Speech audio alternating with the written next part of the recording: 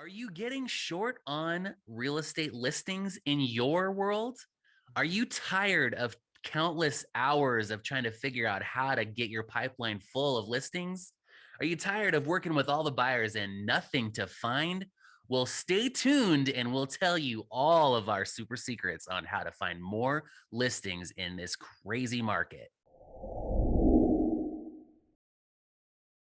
All right, welcome to another episode of Getting Real in the Field. And this is the show where we help you do all the things that you hate to do, which is following up, making phone calls, texting, emailing, and just doing all of that everyday mundane stuff. And I am your host, JP Fluellen and Keck Tay. Awesome. Yes, our Sunday studio evening. audience loves you too, Keck. Thank You are you. amazing. You are I amazing. appreciate it. Love them back as well too. So for tonight, as we are pondering what to cover for tonight, got a question about, and this is actually a really timely one. I've been getting a lot of questions from a lot of agents asking, "Hey, how do I get more listing leads? I need more to get that done."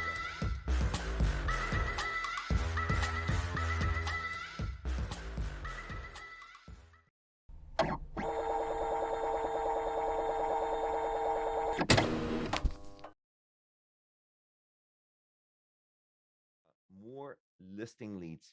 I need more because I've got lots of buyer leads right now. So I said, okay, let's cover it for this week. Thoughts on that? Yeah. So, the thing about listings is that it's a timing issue, right? So it's always about you know, how relevant and how frequent you follow up with past clients. So that's in one way to get your listing count up. The other is to ask for referrals. So if you know a past client that knows somebody that, because you're I don't care who you are, you're always having a real estate conversation because it's always part of that natural, hey, how's it going? Oh, things are going great. Yeah, you still over at 123 Main Street? Yes, I'm still over at 123 Main Street. Yeah. How's that going? Oh, well, little Jimmy had, had a soccer game and, he just crushed it, and so now, we're getting phone calls from, the World Soccer League and they want him to travel. And next thing you know, it's like, and it just turns out we're going to have to sell, that kind of sucks. And you're like, oh, and if you train your past clients, it's going to go something like, oh, well, do you have an agent you're working with? Oh, no, we haven't really figured it out. Susie knows 16 realtors, but they all suck because we don't want to use them anymore because we've already used them all once. And, it was a terrible experience. So it's funny that you bring that up. Oh, well, we just closed on, our vacation property, next to the lake there or whatever. And we used, Marcus, and Marcus was awesome. Oh yeah, that's great. Give me Marcus's number. I'll give him a call. Yeah. And so if you train your past clients in a way that's going to get them to, uh, you know, be part of your team, then you can organically grow your listings that way. The other thing is if you have a ton of buyers and they're like, I need to be in this neighborhood, in this school district, and I need to have, at least a 3-bedroom, 2-bath. Well, if you're a seasoned agent, you've been around the block a few times, in your mind, you're like, oh, I know exactly where that neighborhood is. And you could go into your into your MLS and go look at expired listings or you know um, withdrawn listings. That's one way to find houses in the neighborhood. The other thing is that if you have a pre-qual letter in hand, you can just go door knock that neighborhood and Wow. just Okay. knock on that neighborhood and just say, hey, I don't know if you're thinking about selling, but I have a pre-qualified buyer. They really need to be in this neighborhood. And if you're thinking about it, then I would love to visit with you about this. If they say, well, we're not, and then you can say, oh, well, that's okay. Do you know anybody in this neighborhood that might be interested? Oh, we know that, Marcus across the street just got a job offer in, St. Pete, and he's going to be moving here in the next week or two. but he hasn't figured out what he's doing next because we just had dinner with him last night. Oh, awesome. Do you mind if I, grab his number and reach out to him? Well, sure, or they're Yeah. going to say no, but you probably should just go over there and knock on the door. He usually gets off at 5, Yeah. so you could go over there, knock on the door, see if that's actually true or not, and just work the neighborhood. Um, So let so me ask that you this seems to though. be really effective right now in this Okay. market. Okay. So three things that you know me, I want to just categorize and kind of put them together in a list, right? One is work your relationships, your spheres, right? Yep. Love that, and that's good. The second one is to look at expired listings on the MLS and kind of see or any FISBOs as well too, and trying Yes. to kind of get their business. I've and I think that number three, actually, you said door knocking. Those last two options, I've got some thoughts on that one. The one that where you are talking about FISBOs or expired listings. Well, you've got tools out there, right? Like RedX or Land Voice, which will gather all those expired listings for you. Or you're saying that you could go to your MLS and look at that and for Yeah, our MLS Land Voice. allows that. And sometimes like in our state, that information is not public. Yeah. Okay. So, but however, how do you differentiate? Because usually when a property, any tips on this one, when it expires, like all the other agents are like vultures and they just jump on them, right? And I think that's a great thing. It's important to be the early bird gets the worm kind of thing, right? Thoughts on that one? Because by the time you get to it, usually it's like the owner will say, man, this is like the 100th call I got today, and like, stop Right. calling me. Yep. So there's an interesting strategy around that. So obviously, yes, they probably gotten 30 calls. So instead of calling them, just go to their house and drop off a pre-listing packet. Seriously, like, because That's a people great idea. still love things of value. They love that. I mean, dude, you'd love getting things from Amazon, even though you know what it is, right? Like you get that ding ding, and you're like, Santa Claus from Amazon's coming, and you already know what it is. Like it's not like it's a surprise or anything, but there's just like this magical moment of opening that package and getting the physical thing that you ordered. It was digital and now it's physical, right? Yeah. So there's like this little magical moment that happens. And so what you do is you take your pre-listing packet, you stick it in an envelope, you stick it in a big one of those big Nilla envelopes, and then you just put their name on it. You don't tell them what it is, who it's from, whatever. And then all the fun stuff is inside.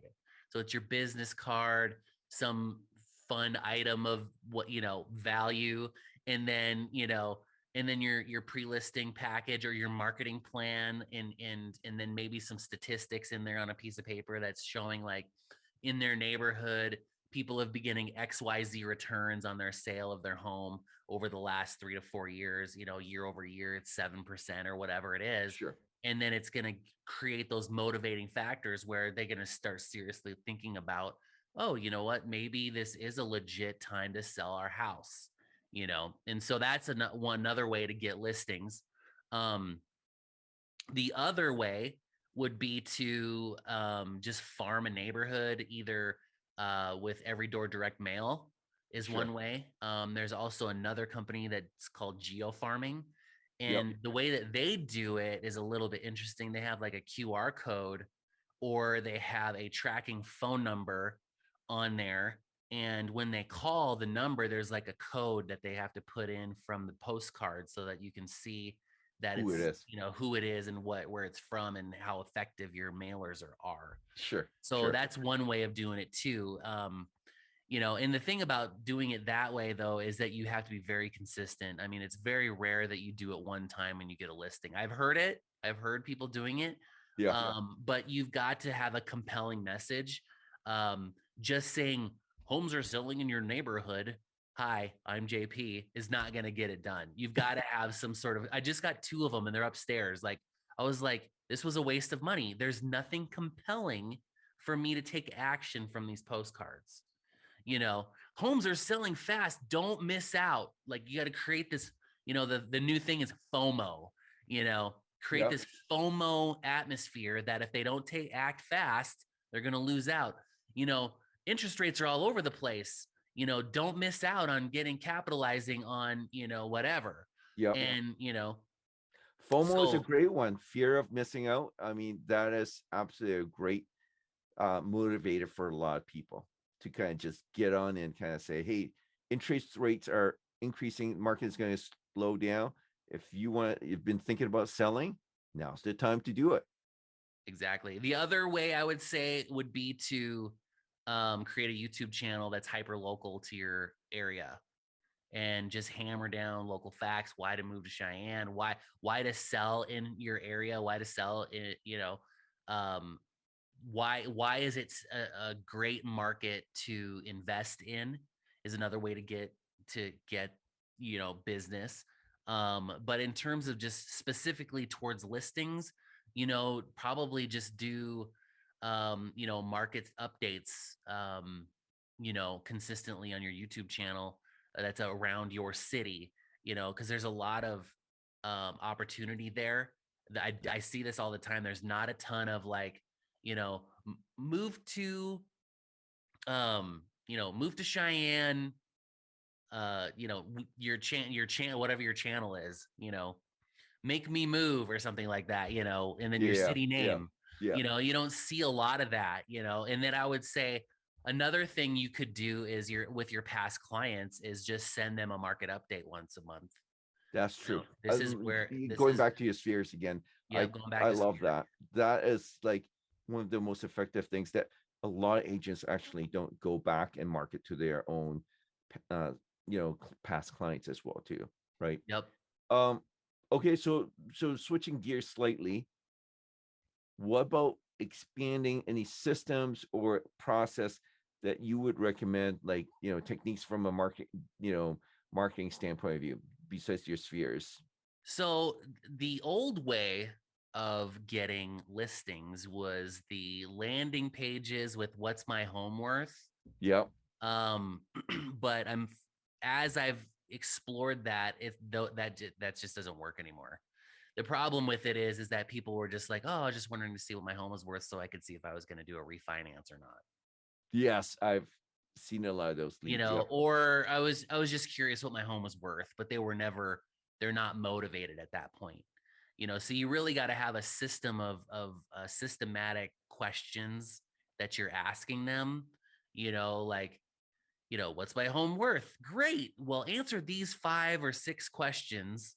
You know, are you looking to sell or refinance?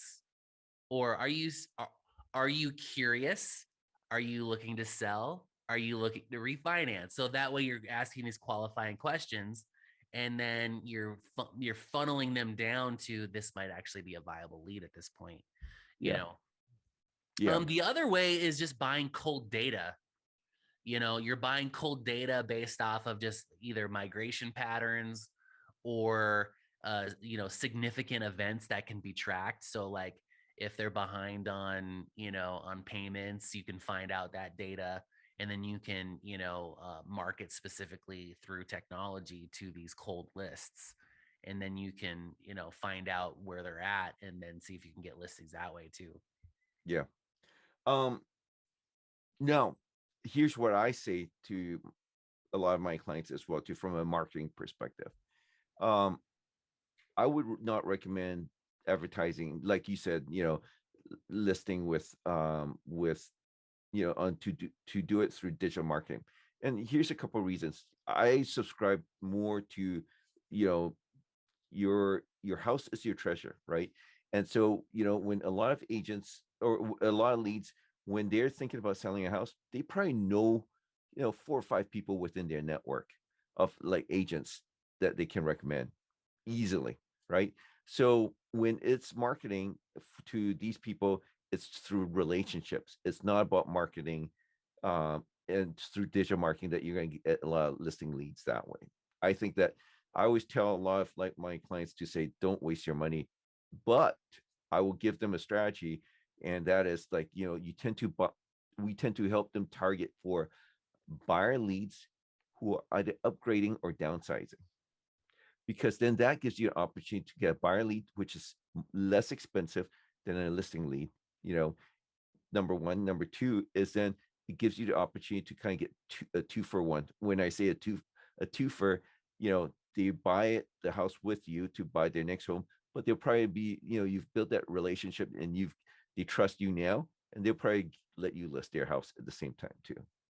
Right. And I'm going to that's give you how I would one say. little trick too. Here's one more trick. Oh, please share with the Okay, audience. so this one is a game changer. So Facebook Marketplace. Yeah. So if you're in Facebook Marketplace and you're seeing one particular person selling a bunch of stuff, so go through their list of stuff, Oh, find something you want to buy, and then if it's 20 bucks or $100 or whatever it is, then you inquire on that thing, and then you go visit the house, and then you go look at the thing, and if it's something you want to buy, or if because I always try to negotiate a better deal when I buy stuff from people on Facebook. So, if they're selling a bunch of beds and washing machines and stuff like that, there's probably a significant event that's about to happen. yeah. And so when I go to these things, I'll ask them, I said, "Oh, well, I see you're selling a bunch of stuff." I said, "Well, what's going on?" And then they just say, "Oh, well, we're going to be moving." And I was like, "Oh, okay. Well, do you have a realtor?" And then if they say no, then I said, "Well, it just so happens I'm a real estate agent, and I'd happy to visit with you and see what your home is, what kind of value we can get for your home. And what does next week look like?" Because So, yeah. yeah, because one is, I mean, they're telling you they're having a significant event. Number two is, they're opening up a dialogue, and number three is you got an appointment. Yeah. Now, the Totally. downside to that is you might be buying some crap that you don't want, but but it's a lot cheaper and less expensive to go and resell that thing on Facebook Marketplace That's an than it is to go excellent out there and spend strategy. a ton of money on leads that aren't going to work. Yeah. No, You I know, totally agree. I I just got to- a listing that I'm putting on the market next week from doing that. So Are you serious? I'm What you not end up joking. buying? What did you end up I buying? bought a bed for one of my Airbnbs. So Oh my gosh. Okay. So how many washing machines do you have now? I still have one in my garage right now, actually. So it's got to be a big enough item that you can't just say, "Hey, I'm going to meet you at 7-Eleven."